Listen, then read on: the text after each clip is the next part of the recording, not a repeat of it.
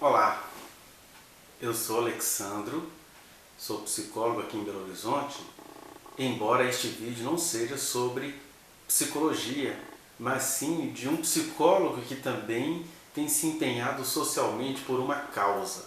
E qual é a causa? A questão do julgamento prévio e injusto que está acontecendo com a professora Monique Medeiros, mãe do menino Henri, porque este caso jurídico, essa situação jurídica, ela vai servir de exemplo para o que acontece com a maioria das mulheres que vêm sendo injustiçadas nesse país, muitas mulheres presas injustamente. Então, como esse caso ganhou a mídia, até mesmo pelo seu patriarcalismo, pela sua misoginia inerente, conforme vamos ver, eu tenho me empenhado aqui e farei isso até determinado momento, quando eu entender que já prestei o meu serviço nesse sentido. Serviço, diga-se de passagem, espontâneo, ninguém me pediu nada, ninguém me pagou nada, ninguém está me dando nenhum tributo. O compromisso é ético, tem a ver com a existência, com as políticas sociais, com as instituições sociais, com essa coisa que a gente, como psicólogo, vai vendo no consultório, que as mulheres vão sendo injustiçadas e elas mesmas não percebem as ferramentas que têm em mãos.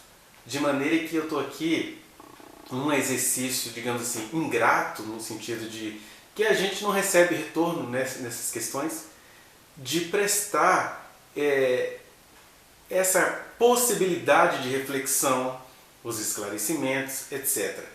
E este vídeo em especial, que é o 12º vídeo que eu estou fazendo a análise das audiências, audiências de instrução, que no caso foram as testemunhas da Monique e do Jairo, este vídeo ele vai ser especial porque ele tem a ver com a minha colega de profissão, uma pessoa a quem muito admiro, não conheço pessoalmente, mas conheço o trabalho dela via redes sociais. A gente chegou a fazer uma live juntos, na verdade o mérito é todo dela, porque eu estava com a péssima aparelhagem no dia, não pude me expressar direito, mas ela conduziu muito bem essa live, eu sugiro que você assista. Vou deixar o link do perfil dela, onde você vai encontrar os cortes dessa live, que são muito importantes para a compreensão desse processo. Por que eu estou fazendo esse preâmbulo todo? Porque a professora, doutora, psicóloga forense Elisa Krieger, ela tinha uma função importantíssima nesse processo como testemunha. Mas vocês vão ver, foi um depoimento que durou, uma tentativa de depoimento que durou no máximo 20 minutos de muito tumulto, Foi igual um terremoto, um vulcão, um tsunami, coisas assim de minutos que causam aquela destruição. Porque para mim, aqueles juristas ali, os advogados de acusação, de defesa, o promotor, eles perderam uma chance de crescerem em trabalho, naquele momento do trabalho, porque nós temos aí, sobretudo, uma coisa muito importante, que é o preconceito das instituições sociais em relação à psicologia.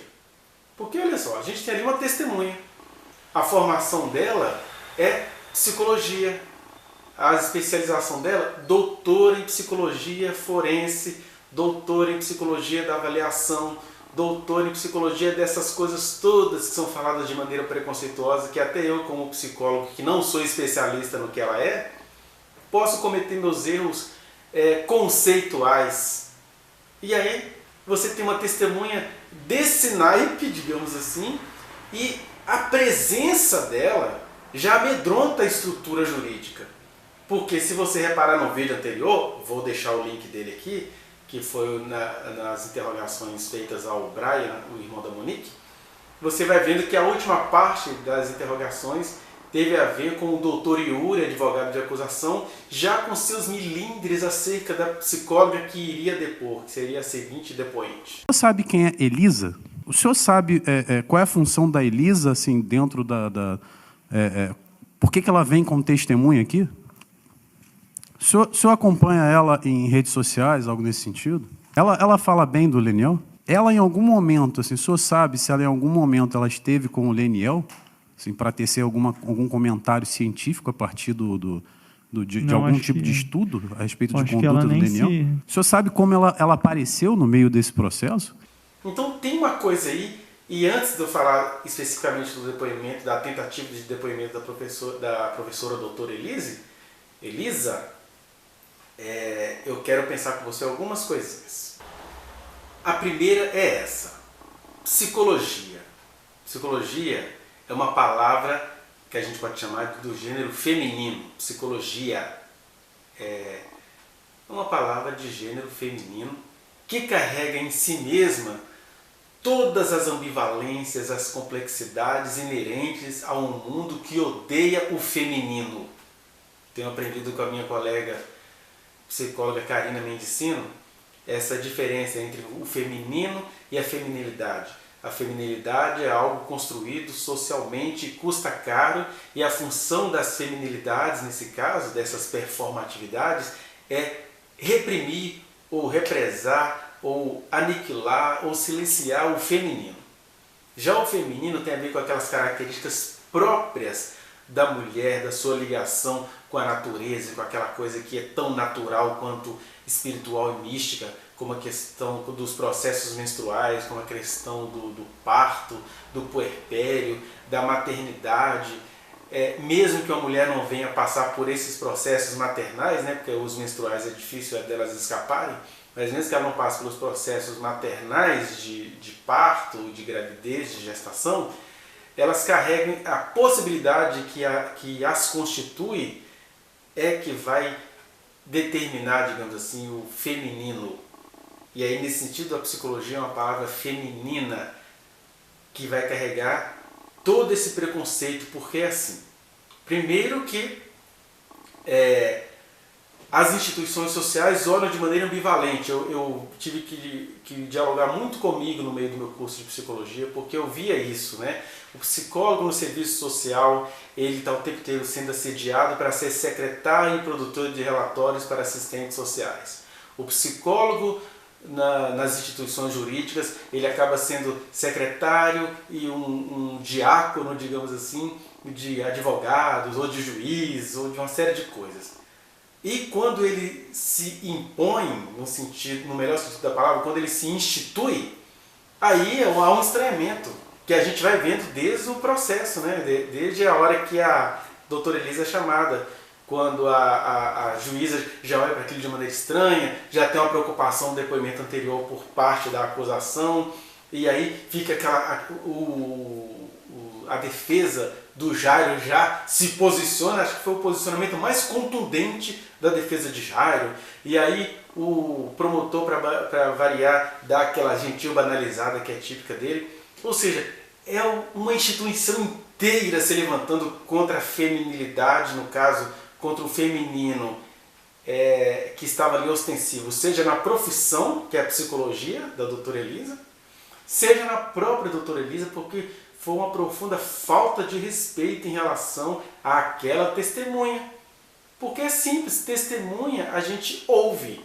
Se ela mentir, ela vai arcar com as consequências. Isso tudo vai ser dito, né, nesses 20 minutos aí de tentativa de depoimento.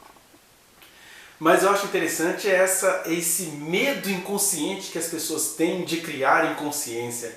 É o medo da luz, né? Fala-se tanto no direito, na filosofia, sobre o iluminismo, mas quando as luzes profundas da psicologia podem emergir, aí há uma resistência inconsciente. Quem é essa mulher? Por que ela vai fazer isso? Aí cria-se uma estratégia, né?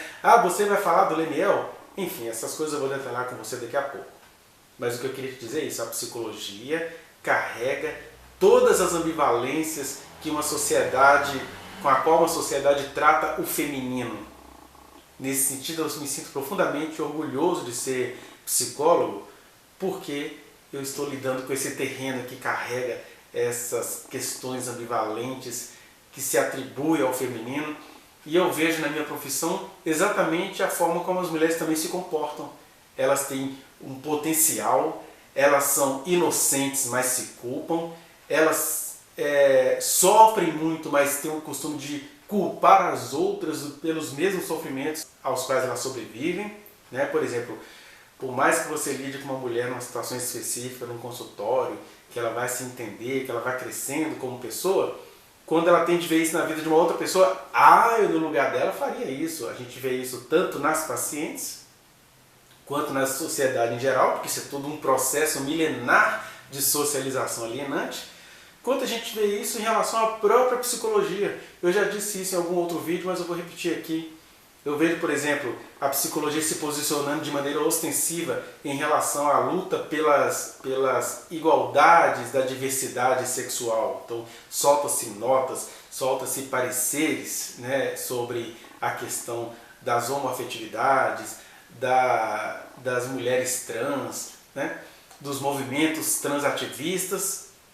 Mas eu vejo, por exemplo, um silêncio perturbador em relação ao caso Henri no que concerne aos direitos de uma mulher professora periférica chamada Monique Medeiros. E aí há um silêncio. E nesse sentido eu acho que a voz e a presença e a intelectualidade, a qualidade profunda da professora doutora Elisa Krieger é uma luz que a escuridão das ignorâncias intelectuais não conseguiu suportar. É isso. E para que você pense que eu não estou apenas viajando aqui, eu quero ler para você 2 trechos do Código de Processo Penal para você entender como a doutora Elisa era uma testemunha legítima, porque ela era testemunha de fato, vai depender do que a gente chama o fato, e era testemunha também de caráter, coisas que o tempo todo ficaram tentando desqualificar, né? Mas olha o que diz o artigo 202 do Código de Processo Penal. Toda pessoa pode ser testemunha. Toda pessoa poderá ser testemunha. Toda. Não tem restrição. Aí depois ele vai dizer sobre algumas questões do sigilo, etc. Mas a professora estava extremamente preparada em relação a essa questão do sigilo. A lei diz claramente que quando uma pessoa que você atendeu entende que aquilo pode esclarecer determinadas coisas, ela pode falar assim, não, esse sigilo aí você pode cortá-lo, porque não vai comprometer outras pessoas. Vai, pelo contrário, mostrar, vai comprovar, no caso da professora Monique, a inocência dela, ou comprovar o quanto que as pessoas estão falando de coisas que não entendem, né? Então esse sigilo ficou combinado com a família, etc. Mas a gente vai fazer os esclarecimentos sobre isso ainda no decorrer do vídeo. Segundo artigo, que é o 203, diz assim, do Código de Processo Penal. A testemunha fará, sob palavra de honra, a promessa de dizer a verdade do que souber. Olha, a professora doutora Elisa, ela sabe de alguma coisa? Por que ela foi impedida de dizer o que ela sabe? E ela sabe, né? E do que souber ele foi perguntado. E aí ele vai dando alguns outros detalhes e continua. E relatar o que souber, explicando sempre as razões de sua ciência ou as circunstâncias pelas quais possa avaliar-se de sua credibilidade. Ou seja, a professora estava fundamentada. Ela sabia de coisas, ela tinha informações a prestar, ela tinha até comprovações. Vou citar um exemplo aqui que aconteceu comigo e nas mesmas circunstâncias, né? Eu fui testemunhar sobre uma pessoa que ela via em mim a única testemunha sobre o que estava acontecendo a ela. E aí a pessoa não sabia, mas eu disse para ela assim, olha, se eu tiver alguma coisa que eu possa te socorrer ali na última hora, eu posso usar? A pessoa me autorizou, falou, não, o que você tiver. O que acontece? A gente chega lá, aí o juiz fica zombando dela, aconteceu isso. Ah, vocês mulheres não sabem escolher direito, fica casando errado, olha aí, agora olha o tipo de homem que você casou, agora você que arque com essas consequências. Eu falei assim, ou esse juiz está achando que aqui é uma igreja para ele ficar pregando moralisticamente sobre o casamento, ou ele está usando de alguma estratégia para ver qual é a dessa mulher. E ela foi ficando ali, acuada, reprimida, eu estava lá como testemunha, né? E aí ele pediu para eu falar, e aí quando eu digo que sou psicólogo, eu falei, eu não sou psicólogo dela, mas sou psicólogo. Aí já começa o juiz, o advogado, aquele tumultinho que você vai ver daqui a pouco, aconteceu nessa sessão que eu estou te contando. E aí, no meio daquela coisa toda, tentando desqualificar, etc., o advogado sem conseguir convencê-los de que meu depoimento era importante, não teve nada ensaiado, né? E aí o juiz fala, não quero saber de nada não, etc. Para mim é isso aí mesmo. Não vou dar razão para essas mulheres não. Eu estou cansado disso. A mulher vem aqui, depois vai voltar. E aí, de repente eu vou e abro minha bolsa e saco assim uma conversa que uma pessoa que tinha conversado há muitos anos atrás com essa mulher tinha trocado essa conversa com ela e ficou sabendo conhecer a testemunha dela e me deu essa prova. E aí eu entreguei ao juiz. Aí o juiz leu a primeira página, leu a segunda página, leu a terceira página. O quê? Pode mandar tirar esse cara de dentro da casa dele agora? O juiz falou assim, né? Ordenou, né? A medida protetiva. Ele não ia dar a medida protetiva para ela. Ela estava numa situação muito perigosa, mas as provas eram escassas, ela não tinha como comprovar. Mas eu mostrei conversas que tinham sido entregues a mim de períodos passados. Por que eu estou contando isso? E foi isso que salvou essa mulher nessa situação.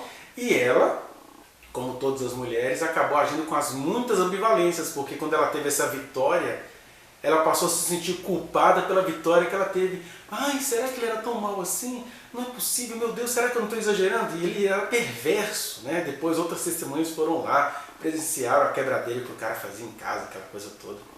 Mas é isso, é essa ambivalência institucional que constitui a psicologia e essa ambivalência institucional que constitui o preconceito que o direito, no caso, teve contra a psicologia e a psicóloga. Por isso que eu te contei essa história. Para a gente entender um pouquinho o que vai acontecer aí em relação à doutora Elisa. O que a gente precisa compreender é que eles perderam uma grande chance. De repente a professora, doutora Elisa, tinha informações importantes que foram dadas a ela, tinha fatos, tinha provas, tinha uma série de coisas que ela poderia passar ali, né?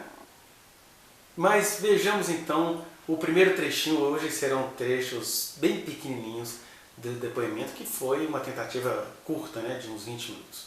Assista aí ao primeiro trechinho. Excelência, a defesa quer impugnar o depoimento da testemunha, porque, de uma certa forma, tudo que ela chegou à conclusão no parecer dela dependeu diretamente ou indiretamente dos familiares. Então, indiretamente, com certeza, essa análise que ela fez com os demais membros da família e aproveitou na conclusão do laudo da Monique, de qualquer forma, compromete o trabalho, entendeu, que foi desenvolvido por ela, a ponto de chegar aqui em juízo e prestar um depoimento. Bem, o senhor está fazendo uma... Ai, meu Deus, estou com a cabeça horrível. Contradita. Sim. Certo, tá bom. Aí você já tem aí o nervosismo da defesa do Jairo. Curioso, porque o promotor deveria entender o seguinte: se a defesa do Jairo ficou tão nervosa, eu tenho interesse nesse depoimento. Mas é engraçado que o promotor não se interessa, a juíza fica ambivalente e a defesa do Jairo age de maneira imponentemente injusta. Porque, afinal de contas, o que a defesa, seja do Jairo, da Monique, seja lá quem for, entende de avaliação? Porque eles ficaram o tempo todo confundindo avaliação com laudo, com você ser perita. Aí a psicóloga o tempo todo tentando explicar que ela iria fazer uma avaliação, mas que esse serviço foi interrompido e que por isso ela agora estava na condição de testemunha. Qual é o problema ilegal que há aí? A não ser um preconceito, tanto da instituição quanto do grande público. Aliás, me espanta os comentários do grande público. Essa mulher que está fazendo lá os comentários pessoais que a juíza teceu numa entrevista depois. Eu não entendi muito aquilo, né? Eu nunca tinha falado com a ré. As questões não são assim, né? A gente está falando aí de um fenômeno social e a psicóloga está apta. Como psicóloga, não precisa ser perita, não precisa ser avaliadora, ela está avaliada como um ser humano que tem formação psicológica para dizer para a sociedade: olha, eu entendo dessas questões sociais relativas às mulheres. Posso dizer algumas coisas aqui? Tem umas provinhas aqui também, né? E aí não ia ser um mero depoimento de especialista para avaliar a situação, ela ia trazer fatos contundentes que o processo perdeu a chance de obter, né? Seja como for, a pergunta básica é essa: o que a defesa do Jairo teme? Por quê? Para ficar estressado daquele jeito é porque está devendo, né? Veja aí agora então esses trechos que eu li para você aí na introdução deste vídeo do Código Penal, tendo um bom embasamento, mas é interessante que o medo das outras partes foi abafando as vozes da razão. Primeiro ponto, o artigo 207 do Código de Processo Penal fala que a parte interessada aqui é a Monique e sua família que contratou. Nesse aspecto não há nenhuma proibição, nenhuma vedação legal. E se houver qualquer decisão em sentido contrário, a defesa vai entender que claramente estará violado o princípio da ampla defesa do contraditório, uma vez que o depoimento de Sua Excelência, a doutora psicóloga, contribuirá para a resistência com relação à acusação oferecida pelo membro do Ministério Público. Então, eu peço que Vossa Excelência, com a devida vênia a entendimento contrário, sopese essa questão sobre o princípio maior que salvaguarda, sobretudo, a nossa democracia, que é a ampla defesa e contraditória. Estamos diante de um quadro de acusação nefasta em relação a Monique e estou apenas suplicando Vossa Excelência que ouça o depoimento de uma profissional especialista da matéria, que possa emitir um parecer sobre a sua ótica. O prejuízo que vai se causar em Vossa Excelência em deferir, se Vossa Excelência indeferir, viola a ampla defesa. Se Vossa Excelência deferir e analisar posteriormente que ela não se presta, uma vez que seria uma prova ilegítima, determina a viola a ampla defesa também do Jairo. Eu me lembrei muito das leituras que eu fiz ainda na universidade sobre o historiador e, por que não dizer, sociólogo Michel Foucault, quando ele vai dizer que a violência, até a violência física, ou a violência institucional, a violência em forma de barulho, de poder, de disputa, ela é o último recurso ou a última confissão para dizer do fracasso. Mas é interessante que o fracasso carrega esse paradoxo, né? O fracasso numa instituição, ele fica com aquela cara de poder. Eu prosperei, eu consegui, eu calei a boca, o Yuri vai agradecer no final, eu agradeço Vossa Excelência, a juíza, mas aquilo tudo é apenas uma declaração de fracasso, porque a vitória, os rumos desse processo iriam mudar se deixassem aquela mulher falar. Porque o doutor Minagé, ele vai dizer, na verdade é o Tiago Novaes, né, se eu não me engano, ele vai dizer que da ampla defesa, né, eles estão cerceando o direito da ampla defesa. E aí o outro vai falar assim, mas é a ampla defesa do Jairo. É o Jairo que contrate os advogados, as testemunhas que ele quiser. Ali se trata-se da defesa da professora Monique. Então, ali ficou realmente cerceado do direito da ampla defesa. E aí agora conta 3 situações que envolvem o feminino. A da psicologia, a situação da professora Monique e a situação da professora doutora Elisa Krieger. O que me preocupa é que a defesa da professora Monique tem que prestar atenção numa coisa. A partir desse episódio, a defesa da professora Monique jamais deverá deixar com que a defesa do Jairo seja favorecida.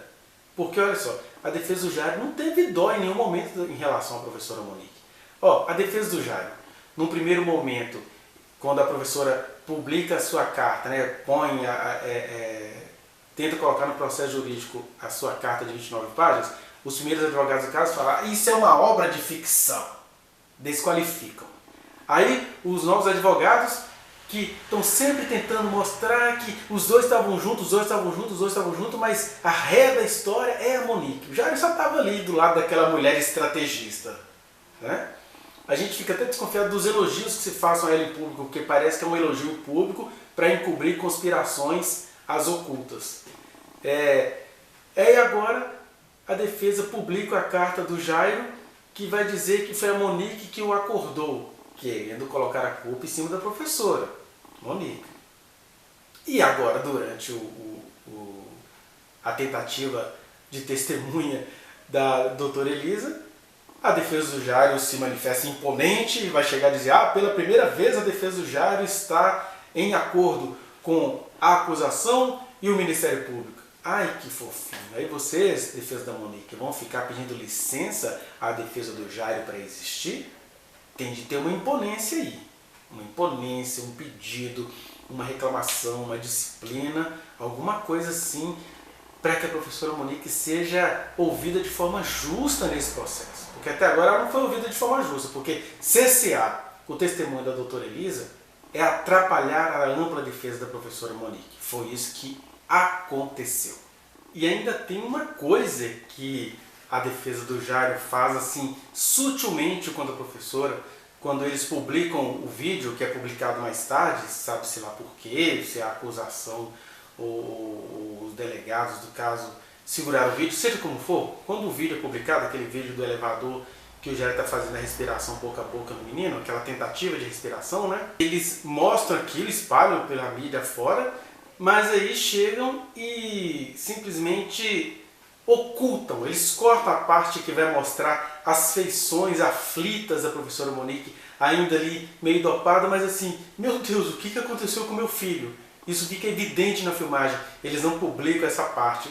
Aí a outra parte descobre, começa a publicar, aí vem as páginas que supostamente postam coisas em memória do Henri, porque na verdade eles postam o dia inteiro, hoje mesmo, né, já vi várias postagens difamando a professora, as páginas lá, Henri Borel, Henri Vidas Inocentes, que são páginas que usam o menino, violentam a memória do menino ao ficarem difamando a mãe dele, sendo que a justiça nem a declarou culpada. Já começa por aí, né? Mas essa campanha ostensiva, da qual a defesa do Jairo sutilmente faz parte, porque eles ocultam isso, aí vem essas páginas, olha só, publicam o vídeo e não mostram o rosto aflito, o semblante aflito, as feições aflitas da professora, né?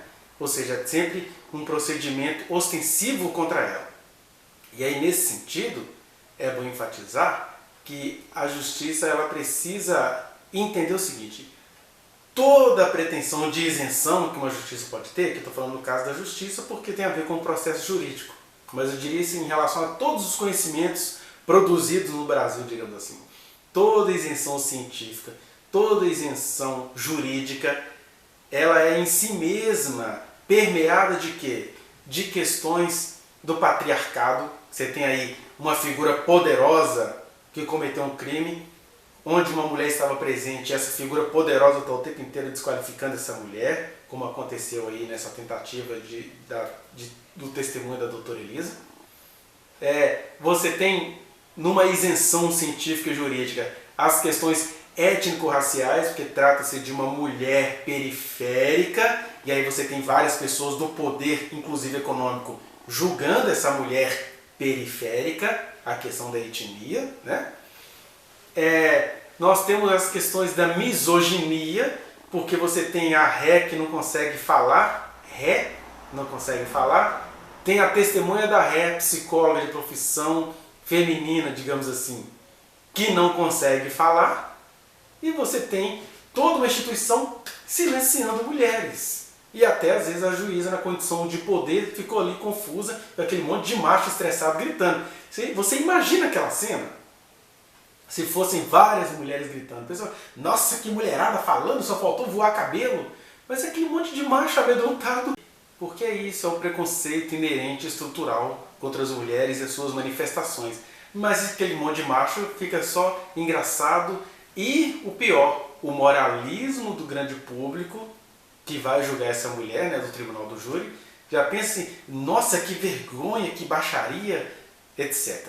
Ficam com vergonha da ousadia da defesa em tentar fazer duas mulheres falarem, né? Porque são as razões da professora Monique que precisam eclodir e a psicóloga professora precisaria falar.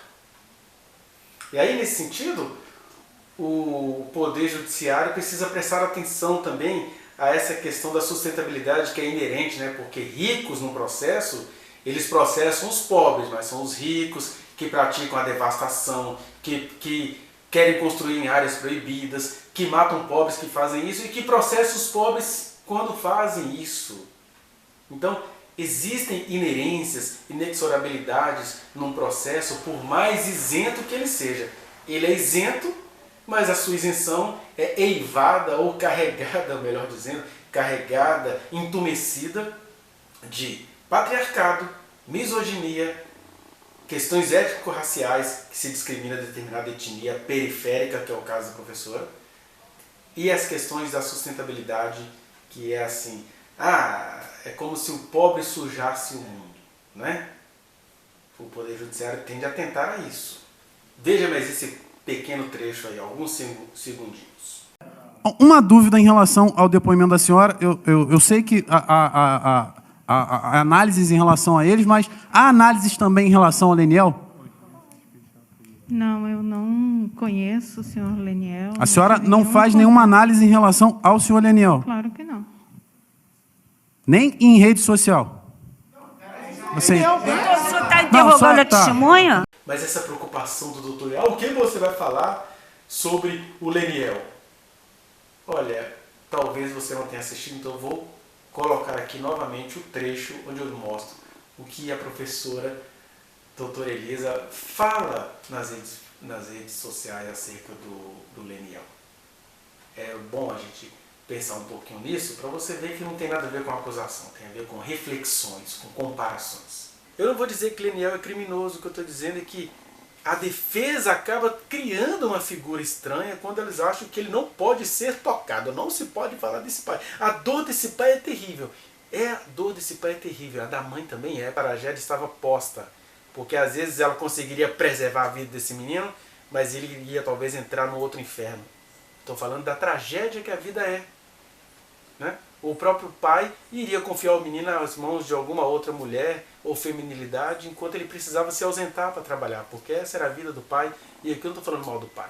Mas é assim, não se pode falar nada disso, porque a acusação criou uma figura chamada Anjo Leniel. E aqui agora eu vou falar do pai Leniel, do homem Leniel. Nem vou falar dele, eu vou fazer essa comparação a qual o advogado evoca. Porque já começa aí nesse intrinsecamento do endeusamento do Leniel versus as mulheres. Essa coisa milenar, quer dizer, o Leniel não pode ser questionado, não? Olha, em qualquer outra situação, se fosse uma mãe no lugar do Leniel, a juíza ou o promotor pediria investigação. Olha, eu sei que a mãe está sofrendo muito, mas a gente precisa investigar também. Todo mundo que estava envolvido com a vida dessa criança tem que ser investigado. Não quer dizer que ela é criminosa não, mas ela tinha que ser investigada. Por que não pode se fazer isso em relação ao Leniel, por exemplo? Não deixou de ser humano, com falhas, defeitos e qualidades, porque ele perdeu um filho, não? Por isso o problema é essa aura de intocabilidade que a acusação insiste em construir em torno dele. É porque houve uma preocupação ali de não deixar o Leniel em evidência. Mas eles estão temendo o quê? Porque quando eles criam essa aura, isso deveria despertar uma interrogação na mente da gente. Eu estou dizendo que o Leniel tem alguma coisa errada? Não. Mas essa defesa nele, essa defesa sistemática em relação a ele, ora. Primeiro, por que no mesmo contexto de luto, a aparência do pai Leniel não é contestada? Porque ele pode estar até triste, e ele teve chances midiáticas de se mostrar triste, a professora não teve, né? E, aliás, quando ela teve a chance, ela já estava padronizada lá pelos advogados do caso, e mesmo assim as lágrimas dela, a aflição dela, a cara de desorientada dela, nada disso foi considerado em seu favor. Então, na mesma situação de luto, por que a boa aparência do Leniel é relevada e a boa aparência da professora Monique sofre maledicências, é julgada de maneira errada, como se ela fosse uma estrategista? Né? Você vai ver, olha, ele pode estar triste como for, mas ele está sempre com a barba bem feitinha. É algo que a doutora Elisa aponta e ela não está falando mal dele, ela só está fazendo comparações. Segundo, se a acusação e o Ministério Público insistem em particularizar aquele momento, né, que nós já vimos que as pirraças, os vômitos, etc., eram constantes na vidinha do menino. Mas eles particularizam aquele momento. Para quê? Para dizer assim, olha, essa mãe recebeu esse menino fazendo vômitos, etc., e não prestou atenção? Uai, o pai também tinha que prestar atenção nisso, não? Por que o pai naquele mesmo dia falou assim, olha, desculpa, hoje ele não vai dormir aí? Enquanto a gente não entendeu o que está acontecendo, eu duvido que a justiça tomaria o menino dele por causa disso. Mas ninguém pensa nisso. Na verdade, vão me maldar por eu estar apontando isso. Mas já pensam logo na mãe. Olha outro contraste que ela apresenta. Mesmo sabendo que o pai e a mãe, então, e até os tios, já sabiam que o menino se comportava de maneira confusa nesse sentido, né, de chorar até fazer vômito, etc., de sentir dores físicas em relação ou à alegria ou à tristeza, aí mesmo sabendo de que era algo usual no menino, o público e até o Ministério Público e a acusação relevam isso. Ah, o pai não entendi porque isso já aconteceu outras vezes, ele não tinha como saber. Por que não relevam isso em relação à mãe também? É uma comparação. Não está se falando mal do Leniel, não. Agora, a comparação é inevitável. A mãe está presa por não detectar coisas corriqueiras do menino. E o pai, que também não detectou coisas corriqueiras do menino, está solto. Mãe e pai procuraram sinais do corpo do menino. Mãe e pai levaram o menino ao médico. Na verdade, mais a mãe, nesse caso, né, de levar ao médico. Mãe e pai levaram o menino à psicóloga. Nada indicava, nada dava aos dois comprovações contundentes de violência. E aí é engraçado que o promotor coloca isso como falsidade ideológica da professora. Não, se a médica falasse para ela assim, olha, isso é luxação, isso é indício de alguma coisa que está acontecendo, ela com certeza iria pegar aquilo como prova. Mas a médica falou que não estava acontecendo nada, e aí ficou o pessoal pensando que era drama do menino. O próprio pai pensava isso, porque ele conhecia como o menino era, e aqui não se está acusando o menino, aqui está se comparando o julgamento da opinião pública em relação ao pai e em relação à mãe, que é isso que a doutora Elisa traz. Ela, não falando mal do Leniel, mas nos fazendo compreender como opinião pública o porquê da gente enxergar certas coisas e preferirmos não enxergar outras. Acusa-se muito a professora Monique de ser gananciosa. Aliás, o promotor colocou como acusação o fato de que ele mudou, né? Colocou lá que o menino, a mãe não prestou atenção no menino porque ela estava tendo objetivos financeiros. Ela via vantagem financeira na relação dela com o Jairo. Por isso que ela preferiu ignorar. Olha que coisa perigosa que esse promotor coloca aí, baseado em uma discussão de casal. Que ela fala assim, ó, se você vai sair com tudo, mas se você não amparar a gente aqui, eu vou foder com a sua vida. Aliás, essa frase dela, de acordo com o Estatuto da Criança e do Adolescente, está corretíssima, porque ela estava pensando no filho dela, sim. O filho dela estava morando ali naquela casa com ela, iria ficar seguro com ela, o machão ia sair, iria fazer inferninho na vida dela, como o pai do menino está fazendo agora depois do menino morto, inferno na vida da mãe, né, da professora. E aí ela falou, eu vou foder com sua vida, por quê? O promotor vai e olha para isso e fala que isso é por objetivo financeiro. Que objetivo financeiro? A mulher estava aflita. Agora, olha a sutileza do negócio, porque a coisa tem charme. Aí o Ministério Público pede uma indenização de R$1,5 milhão, se eu não me engano, é esse o valor? Por danos ao Leniel. R$1,5 milhão. Até aí, a gente não vai esperar muita coisa do Ministério Público nesse caso em relação à mulher. Estranho. Eu nem sei se a doutora Elisa coloca nesse sentido, mas eu vou colocar. É muito estranho que o Leniel ou recebeu ou vai receber esses R$1,5 milhão. Sabe por quê? Primeiro que o processo não foi julgado, não se sabe se a professora Monique de fato é culpada, então ela vai ter que indenizá-lo de quê? Se nem julgada ela foi.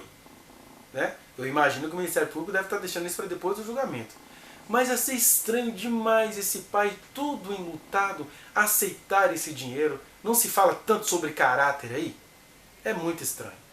Eu até entendo que ele deva aceitar isso se ficar comprovadamente saído dos rendimentos do Jairo. Porque o Jairo, é o que tudo indica, matou esse menino ou o empurrou para a morte no altar dos moloques inconscientes da nossa contemporaneidade. Né?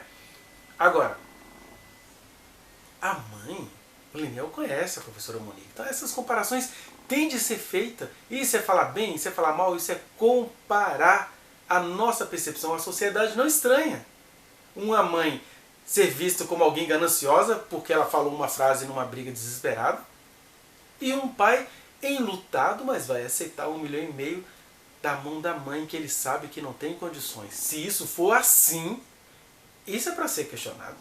Porque a gente tem que entender que, mesmo não sendo uma situação igual a da professora Monique, as mulheres, mães, vivem sendo ridicularizadas quando elas pedem aquilo que lhes é de direito. Agora, arrancar isso, R$1,5 milhão da professora Monique, eu não sei, tomara muito que isso não passe no Ministério Público, né? Mas a população precisava estranhar.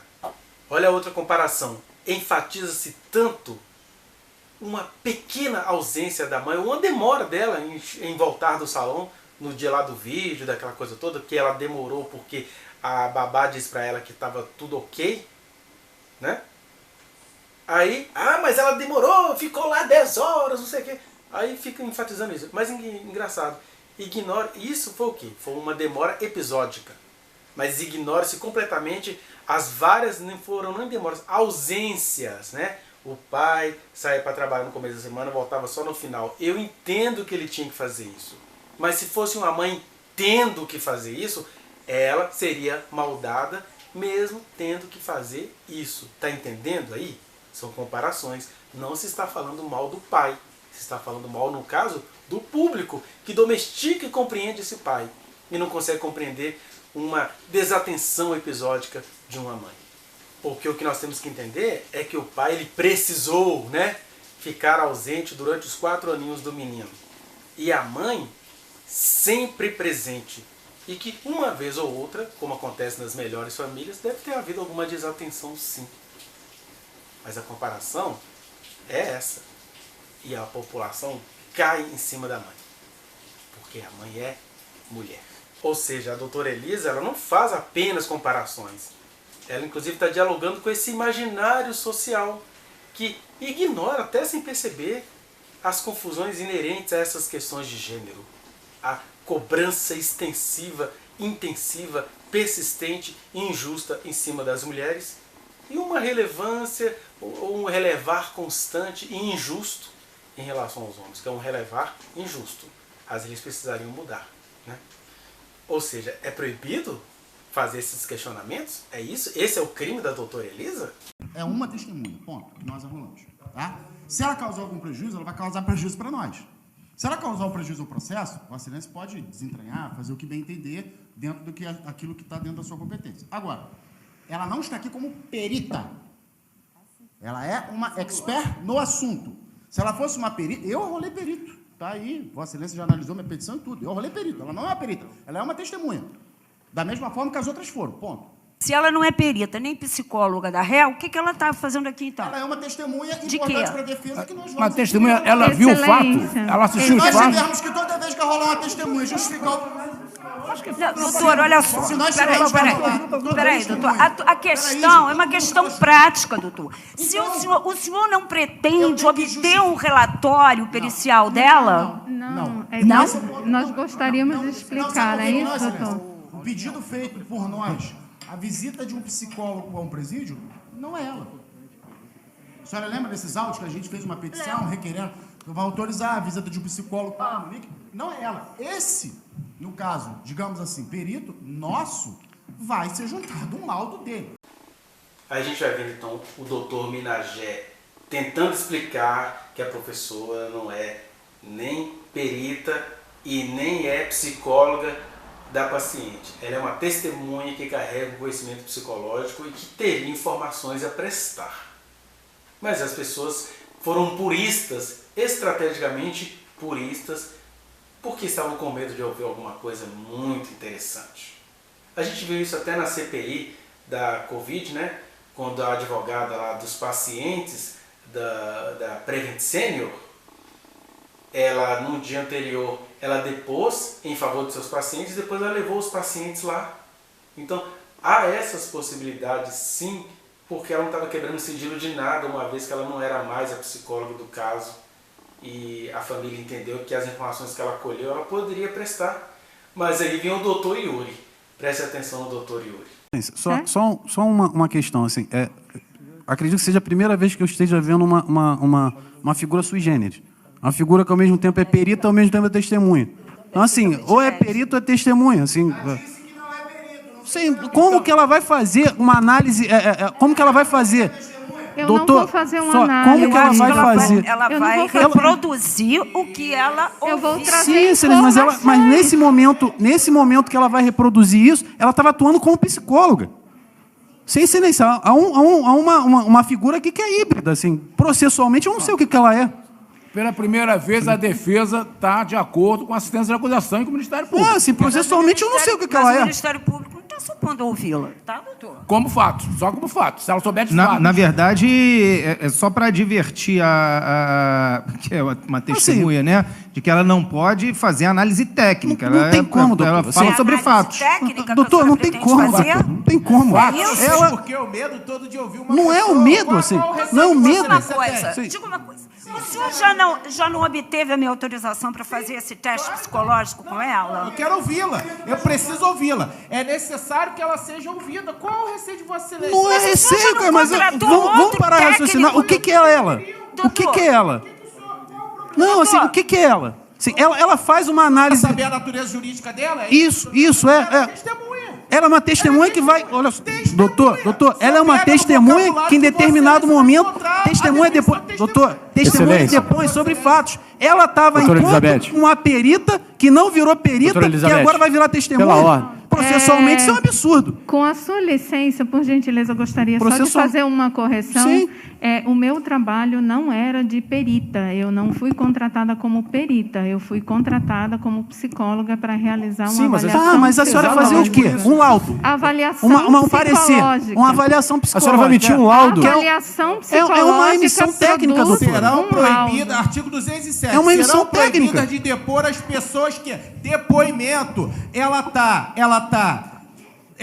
no capítulo 6 das testemunhas. A natureza jurídica dela é testemunha, pelo amor de Deus. Como que ela é testemunha se ela vai depor sobre argumentos técnicos? Ela não é testemunha de caráter, nem testemunha de fato. Inclusive faz Como testemunha de ao fato? Profissional técnico. A natureza dela é testemunha. Tecnicamente isso não existe, doutor.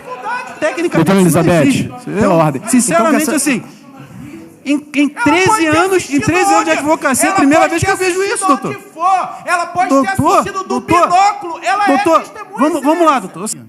Eu só gostaria, Excelência, de reforçar que eu não posso apresentar um laudo de um serviço que foi interrompido. Eu quero trazer as informações às quais eu tive acesso até o momento da interrupção dos serviços.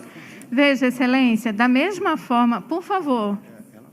Por gentileza, é muito sim. complicado aqui, senhora. Veja, mas é realmente complicado. Da mesma forma que outros profissionais foram trazidos até aqui, que prestaram serviços, né, tanto para a Monique quanto para a família. São pessoas que tiveram acesso a informações que são úteis à defesa da senhora Monique. Mas é diferente. É diferente. Não, eu vim falar de fatos aos quais eu tive acesso através das entrevistas com a família. Aí o doutor Yuri, gentil, jeitoso, mas nem por isso menos perturbado, né? Naquela situação, bem perturbadinho, porque ele vai ficar confundindo os termos de propósito, porque ele vai dizer que ele está vendo uma coisa, ele chega a insinuar que ela seja uma coisa. Eu não sei o que é isso aqui, eu não sei o que é ela, né? Coisificando. E ele vai falar também da questão de que ela é perita, quando já foi dito várias vezes que ela não é. Então ele se faz de não entendido, porque ele estava ali tentando desqualificar, conforme o vídeo anterior que você deve ter assistido aí, sobre o depoimento do Brian. Ele já estava preocupado com essa mulher e ele tinha a missão ali de atrapalhar com que ela desse o testemunho. Até essa questão que ele vai fazer uma superlativização. Em 13 anos eu nunca vi uma situação tão estranha. Ué, é porque então em 13 anos você não deve ter visto nada igual ao que está acontecendo com a professora Monique, né?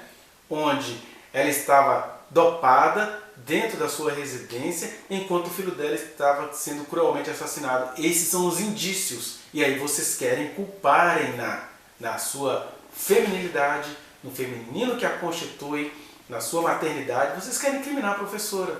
Então, como você nunca viu isso, mas olha só, vamos fazer um paralelo. Num dos depoimentos, que foi de um delegado que levaram aí, o tempo todo ele fala, né, que o processo era muito específico, que tinha que despender recursos materiais e humanos, era uma situação específica, blá, blá, blá, blá, blá, justificando os erros que possam haver nas laudas dos relatórios. E aí você, em 13 anos, tem uma situação de ter uma mulher sendo injustamente acusada, não entende que ela precisaria de uma testemunha específica, de uma testemunha de teor específico? Então esse seu estranhamento também é sair pela tangente, né, doutor Yuri? Legal a frase do doutor Hugo Novaes, né? ela pode ter assistido de onde ela estiver, ela pode ter assistido do binóculo, mas ela é testemunha, sim. Porque ela pode até não ter sido testemunha do fato, nem existem testemunhas, né? Quem estava lá é a criança que infelizmente não está mais entre nós. E o casal que estava na casa e não tinha mais ninguém. E aí, aí por isso eles também querem que não exista testemunha. Ela pode até não ser testemunha do fato porque ela não estava lá, mas ela é testemunha de caráter porque ela conhece os meandros de como funciona um ser humano. Eles não ouviram delegado? A gente não ouviu especialistas. Ouviram um delegado, ouviram o bombeiro, ouviram especialistas de outras formas que dão a eles indícios do que é o comportamento humano. E essas pessoas, no seu testemunho, falaram isso. Eu estou falando aqui como bombeiro, eu estou falando aqui como delegado. E ela pode, por que ela não pode falar como psicóloga dessa situação, conhecedora do comportamento e do inconsciente humano que ela é? E claro, certamente a família deu a ela papéis, documentos, depoimentos que iam corroborar muitas coisas que ali até agora não estão sendo compreendidas. E esse é o medo deles, daí esse barulhão de macho estressado. E aí a juíza Elizabeth, então, ela vai se mostrando o tempo todo titubeante, né?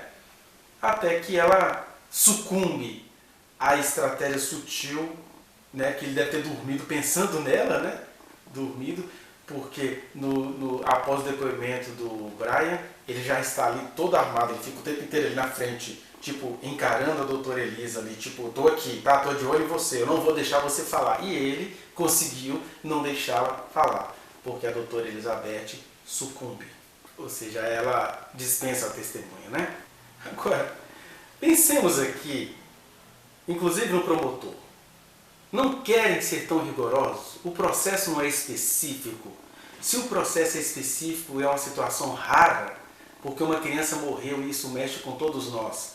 Então, a ampla defesa tem de ter o seu direito e a investigação tem de ser ampla. Meu Deus, deixa a mulher falar que naquilo que ela tivesse falhado, ela mesma iria arcar. Ela tem um compromisso com a verdade. É engraçado esse medo, é impactante, de fato, como ele é um medo poderoso, no sentido de ter prosperado, e como o grande público caiu de boca, assim, baf, e estão todos debochando. Ninguém pensa assim, puxa vida, e se essa mulher pudesse falar? Porque vamos supor que ela fosse uma testemunha muito suspeita.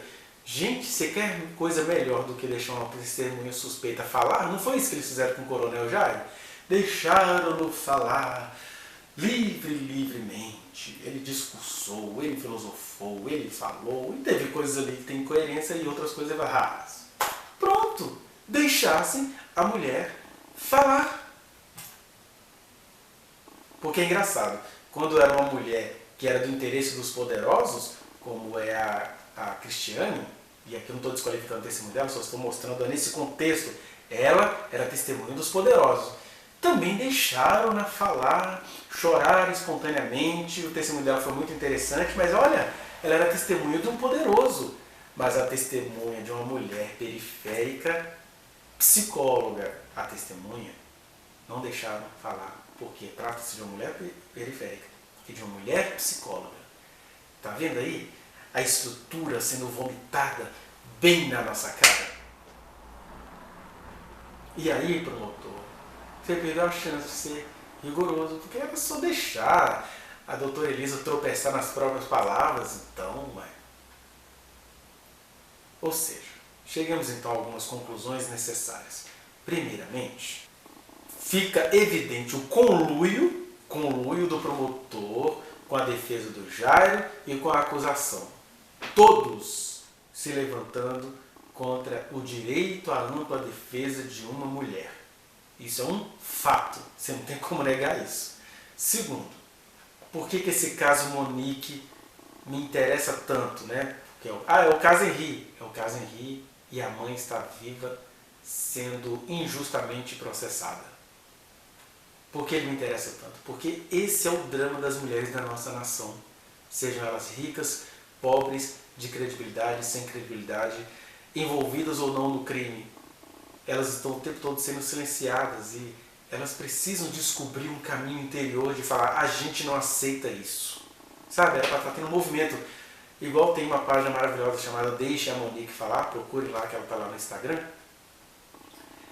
Porque se essa mulher puder falar, e se as feminilidades constituídas no processo puderem falar, e se o feminino que há nesse projeto puder ecoar, haveria uma transformação. Tomara que a juíza intua nesse sentido. A quarta questão, conclusão, é que a gente precisa parar de ter medo do tumulto. A gente tem medo da aparência, né? Mas olha, esse tumulto aí, ele nos revela muitas coisas, conforme as que eu te mostrei até agora neste vídeo. Ele revela o seguinte, que é melhor suportar a aparência do tumulto que está denunciando que tem uma verdade ali tentando ser enterrada, do que o silêncio elegante da falsidade criminosa que vai enterrar uma mulher e proteger um homem nessa situação. Então não tenhamos medo de tumulto, não. Eu acho que a doutora Elisa foi muito firme nesse sentido. Ela continua firme, leve e solta, devemos ter uma live com ela amanhã. É isso aí, doutora Elisa. Sem medo de tumulto. Nós sabemos quem somos. E nós sabemos quem a Monique é. E por último, que fique claro, a doutora Elisa pode até não ser a testemunha factual do que aconteceu, porque não há testemunhas factuais aí.